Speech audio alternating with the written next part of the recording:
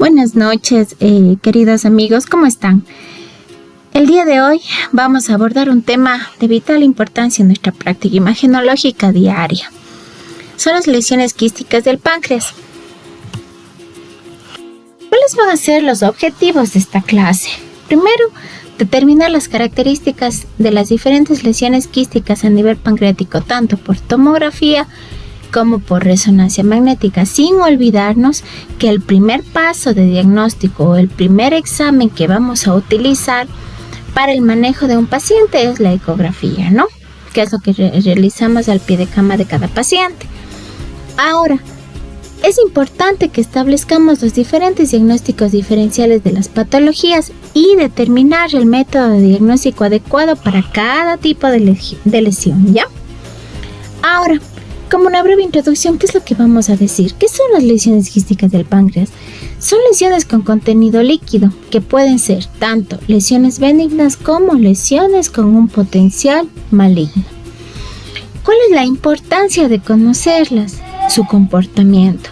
Se van a comportar de diferentes maneras en la tomografía, en la resonancia. La tomografía simple, tomografía contrastada. En el caso de páncreas, ¿qué protocolo vamos a utilizar? El protocolo de lo que es las lesiones pancreáticas, ¿no? Que es el que se va a realizar a los 50 segundos. Como ya habíamos visto en las clases anteriores, protocolo para lesiones hepáticas, fase portal, 60 segundos. Protocolo para lesiones pancreáticas, 50 segundos, ¿no? Que es la fase pancreatográfica, en donde nos va a dar el realce adecuado para cada una de las lesiones. Ahora, ¿qué tipos de lesiones vamos a tener? Tumores con degeneración quística, como tenemos aquí en la primera imagen. ¿Qué es lo que tenemos? A nivel del cuerpo y de la cola pancreática, ¿qué es lo que vemos? Vemos una lesión de tipo hipodensa, ¿por qué? Porque es tomografía, ¿no?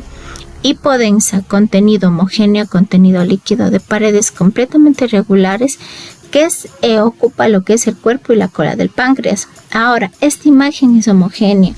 No hay realce en la administración del medio de contraste. ¿Por qué sé que no hay realce? Porque estamos pintada lo que es la porta, la arteria. Entonces deberíamos tener algún tipo de realce si fuera una lesión maligna. Como es una lesión benigna, no realza la administración del medio de contraste, lesión homogénea, contenido líquido.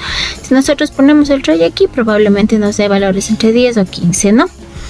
Y lo que son los pseudoquistes pancreáticos. ¿Por qué se llaman pseudoquistes pancreáticos? Porque no tienen paredes propias. Es decir, muchas veces sus paredes están dadas por los órganos vecinos del retroperitoneo a nivel del páncreas. A nivel del páncreas, es decir, son lesiones de paredes parcialmente definidas, ¿no? Lobuladas muchas veces. Asimismo, contenido. Resonancia, esta es una resonancia, una secuencia en T2, ¿no? ¿Por qué? Porque le vemos hiperintenso en las secuencias de T2, es decir, le vemos blanco, nos va a brillar el líquido, ¿no? Entonces, estos son los tipos de lesiones que podemos tener. Si avanzamos en esto, tenemos lo que son también las neoplasias quísticas poco comunes, la neoplasia papilar intraductal o IPMN, que se va a localizar dentro de lo que es el ducto pancreático, que va a causar dilatación de la vía biliar de forma retrógrada, ¿no? Como vemos aquí. Tenemos acá el adenocarcinoma de páncreas. Miren aquí en esta imagen, es un corte axial de tomografía contrastada de abdomen, en el cual vemos una lesión hipodensa de bordes poco definidos con un realce heterogéneo a la administración del medio de contraste, ¿sí? Se trata de un adenocarcinoma de páncreas. Ahora, ¿cuáles son los métodos imagenológicos que yo voy a utilizar? Como ya les dije inicialmente, lo primero que utilizo, ¿qué es? La ecografía de abdomen, al pie de cama de la paciente. ¿Cómo vemos una lesión quística de contenido anecoico, ¿no? También es posible ver los septos que se van a ver ecogénicos, como los vemos aquí, ¿sí ven? ¿Y ahora, cuál es la ventaja de la ecografía abdominal no invasiva, que no emplea radiación? ¿Cuáles son una de sus debilidades? Que es operador dependiente, ¿sí? Luego tenemos la tomografía axial computarizada. Dentro de este tenemos la simple y contrastada. Ahora, para poder establecer un diagnóstico adecuado. Lo ideal, si hablamos de neoplasias, ¿qué es? Administrar medio de contraste, ¿verdad? En este caso, contraste hidrosoluble, mediante el cual vamos a ver el diferente comportamiento de las lesiones. Vamos a tener imágenes detalladas de alta resolución, tamaños, infiltración, el tejido que los está conteniendo, la forma, si hay adenopatía, si hay depósito secundario, incluso. Finalmente tenemos la resonancia electromagnética. Ahora, ¿para qué nos sirve la resonancia? Son imágenes de alta resolución, pero ya sin radiación. Y vamos a diferenciarlos. Muchas lesiones van a tener cicatrices centrales que a veces por tomografía no pueden ser valorables. Entonces vamos a echar mano de lo que es la resonancia magnética. En este caso, ¿qué es lo que vamos a usar? Gadolíneo como medio de contraste. Ya. ¿Cuáles son otros métodos imagenológicos para el diagnóstico? Que si bien es cierto, nosotros ya no los usamos tanto porque ya son más parte de lo que es el trabajo del gastroenterólogo como tal, dentro de quirófano, ¿no? Que es la endoscopía retrógrada, pancreatografía por resonancia magnética. ¿Qué vamos a hacer? Combina la endoscopía con la resonancia. Vamos a hacer una endoscopía al paciente, ingresamos y luego las imágenes van a ser procesadas por lo que es la resonancia magnética. Esta técnica ahora en nuestro medio casi no es utilizada por su costo y por lo que es el tiempo. Imagínense lo que es tener un resonador en un quirófano o cerca de un quirófano. Es algo bastante hipotético, ¿no? En nuestro medio. Sobre todo en los lugares en donde nosotros hacemos prácticas, como son los hospitales públicos. Igual una ecografía endoscópica, que es igual utilizada también por lo que son los endoscopistas, pero también por los radiólogos que realizan intervencionismo. Ellos van a tomar muestras por medio de punción aspirativa con aguja fina, con throughput, en dependencia de la localización de la lesión, ¿no? Y el abordaje que podamos tener, dependiendo obviamente del tipo de paciente, etcétera, etcétera. Ahora, tenemos también el PET-CT. ¿Qué es lo que nos va a dar el PET? La actividad metabólica de una lesión, es decir, qué potencial maligno puede tener en diferentes partes del cuerpo. Ahora, el PET-CT vamos a encontrar no en nuestra ciudad. Para irnos al PET tendríamos que ir a ciudades ya grandes, a Quito, Guayaquil, para poder tener acceso a las mismas. Ahora, este PET-CT va a combinar imágenes tanto funcionales, anatómicas, en una sola exploración. Y generalmente se usa para ver recidivas tumorales, ¿no? Luego de un tiempo tengo a mi paciente, le hicimos una exéresis de un tumor en cualquier parte del páncreas. Le damos quimio, radioterapia en dependencia y pues el oncólogo le dice, hagamos un PET-CT para control. ¿Ya? Ahora vamos a ir ya a lo nuestro, ¿no? Las características imagenológicas de cada una de las lesiones quísticas pancreáticas. Quiero que tengan en cuenta que hay lesiones tumorales que van a tener cierta predisposición para darse en una edad o en un género determinado, pero esto no quiere decir que no pueda aparecer en otra edad. Ustedes saben que en la medicina nada es absoluto, ¿no? Podemos tener algunas excepciones, entonces es importante que conozcamos el comportamiento de cada una de las lesiones, ¿no? Vamos a empezar con la neoplasia quística mucinosa. Edad y género: mujeres con mediana edad, con una edad promedio entre los 40 y 50 años. Tenemos una media de 47. ¿Cuáles son las características? Son lesiones premalignas, es decir, precursoras de tumores malignos conforme avance la edad, conforme avance el tiempo. ¿Cómo se le ve? De aspecto microquístico con septos. ¿Qué va a pasar con estos septos? Van a realzar ante la aplicación del medio de contraste en una fase pancreatográfica, ¿no? Que como ustedes van a recordar es a los 45 minutos luego de administrar el medio de contraste. Eso hay que tener muy presente. Fase portal 60 segundos, fase pancreatográfica 45 segundos. Ahora, predisposición por tenerle ¿en dónde? En el cuerpo del páncreas. No quiere decir que no vaya no vaya a aparecer en la cabeza o en la cola. Tiene una predisposición por el cuerpo, pero obviamente no es absoluto, ¿no? Tenemos la neoplasia quística serosa. Mujeres con una edad mediana entre 58 años y mujeres de edad un poquito más avanzada. Esta lesión es típicamente benigna. ¿Qué vamos a tener? Una cicatriz central. Es lo que les decía. A veces esta cicatriz por tomografía es bastante difícil verla. Entonces puede ser de utilidad la resonancia magnética, que tiene un componente macroquístico o microquístico. Y son lesiones hipervasculares, es decir, que en la fase pancreatográfica o si no en la fase arterial, vamos a tener una hipervascularidad, es decir, una captación exquisita del medio de contraste. ¿Qué es lo que nos va a dar esto? Incremento de las unidades UH, el momento en el que nosotros colocamos el ROI ahí, ¿cierto? Vamos a aumentar. ¿Cuánto tiene que aumentar en una lesión? Por ejemplo, yo les digo, esta neoplasia en fase simple tiene 50 unidades UH, es una lesión sólida. Pero, ¿cuánto tiene que tener para yo decir realzó el medio de contraste? Subir, por ejemplo, más de 10 unidades UH luego de la administración del medio de contraste, ¿ya? Perfecto. Luego tenemos neoplasia epitelial pseudopapilar sólida, mujeres jóvenes, ¿no? ¿Cuáles son las características? Este tipo de lesiones va a tener comunicación con el conducto pancreático principal, es decir, con el conducto de Wilson, ¿no?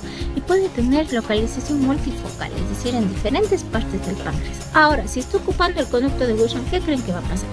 Incrementa su diámetro, existe dilatación del conducto pancreático principal y de forma retrógrada dilatación de la vía biliar. Entonces, ¿qué vamos a tener en estos pacientes? Pacientes con ictericia, con síndrome colestásico, ¿no? ¿Qué es un pseudoquiste pancreático? Como ya les dije, es un quiste que no es verdadero. ¿Por qué? Porque no tiene paredes propias. Muchas veces sus paredes son colecciones líquidas cuyas paredes están dadas por los diferentes órganos localizados en el retroperitoneo vecinas al páncreas, ¿no? ¿Qué es lo que tiene que tener el paciente? Antecedente de pancreatitis crónica. ¿Cuánto tiempo? 3 semanas, 4 semanas. Luego del proceso de pancreatitis, nosotros podemos encontrar un pseudoquiste pancreático. Ahora, pacientes con abuso de alcohol que va a tener episodios de pancreatitis que a veces ya ni siquiera son sintomáticos. Pacientes con traumatismos abdominales en los que hubo tal vez algún tipo de trauma, alguna contusión pancreática, algo. ¿Qué pasó con la contusión? Al reabsorberse dejó un pseudoquiste. Ahora, este pseudoquiste, ¿qué puede ser? Uni o multiloculado. ¿Qué es multiloculado? Muchos quistecitos, ¿no? Separados por septos. Entonces ahí hay que tener ser muy cuidadosos del momento de esta lesión multiloculada, catalogarle, ¿será un pseudoquiste multiloculado o será una neoplasia de las micro y macroquísticas que ya vimos, ¿no? Depende mucho de la clínica del paciente, ¿no? Imagenológicamente, ¿qué es lo que vamos a tener? La neoplasia quística mucinosa, ¿cómo vamos a verla? Quiste septado, ¿no? Septos que realzan en la administración de contraste. Su cápsula, ¿qué va a ser? Lisa, sin irregularidades, sin lobulaciones. ¿Cómo le vamos a ver en tomografía? De contornos bien definidos, ¿no?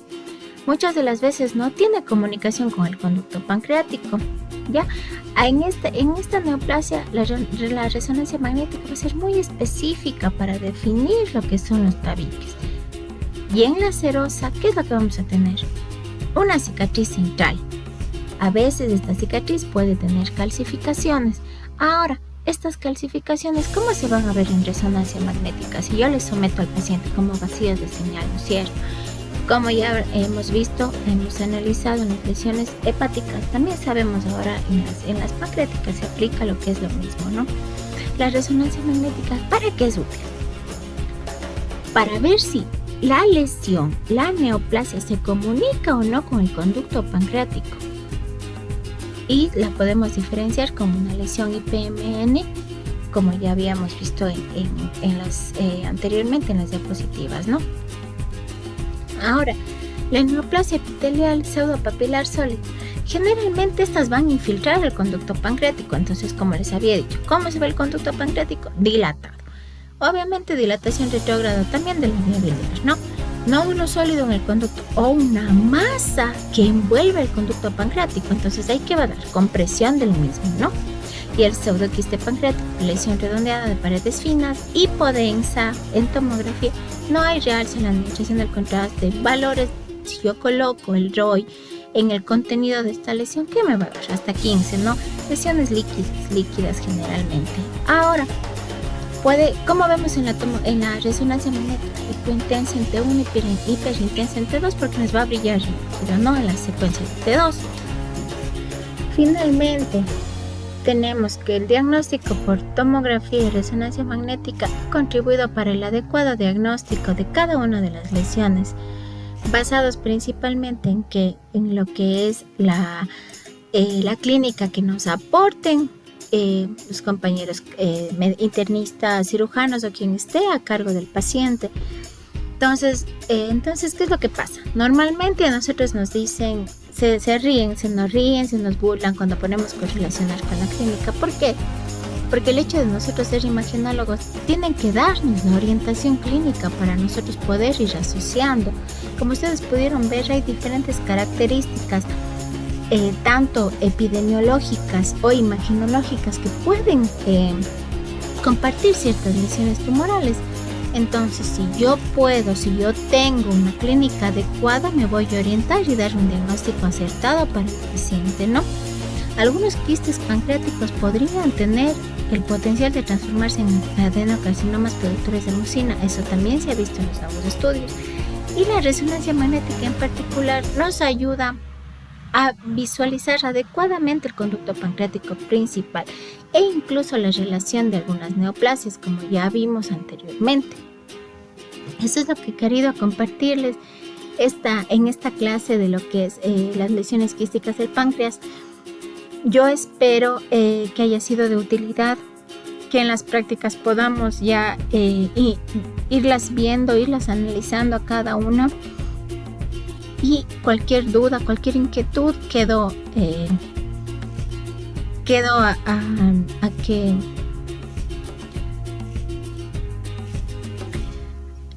Eso ha sido todo lo que he querido compartirles el día de hoy acerca de las lesiones quísticas del páncreas. Quedo atenta a cualquier duda, cualquier recomendación, a algún tema que ustedes quieran quizás profundizar, algo que no quedó claro, y vamos a realizar las respectivas prácticas ya con las imágenes ya en el hospital para ir determinando, ir viendo patrones de lo que son las diferentes lesiones pancreáticas. Eso es todo, queridos amigos. Una buena noche. Gracias.